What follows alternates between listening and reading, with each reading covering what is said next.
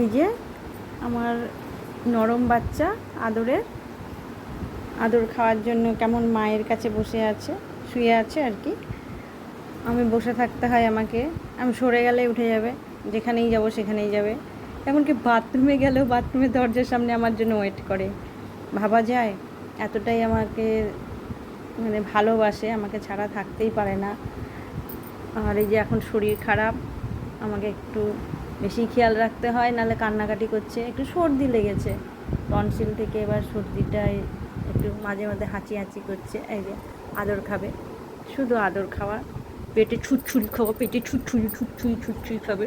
এই যে উলট পালট করে পেটে ছুটছুরি।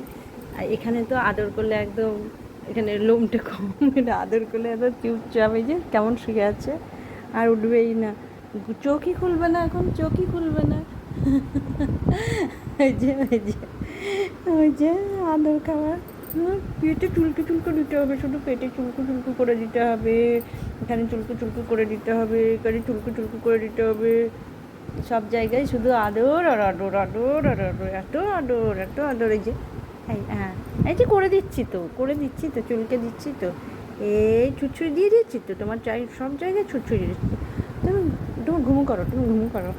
এটা ঘুম না, বদমাছি বদমাছি বদমাছি দেখাচ্ছ আমাকে না, তুমি ঘুমিয়ে আছো, তুমি ঘুমিয়ে নাই তো, তুমি আদর খাচ্ছ। শরীর খারাপের সময় তো একটু মায়ের আদর খেতেই হবে, বেশি করে। হ্যাঁ, বেশি করে আদর খেতে হবে, বেশি করে।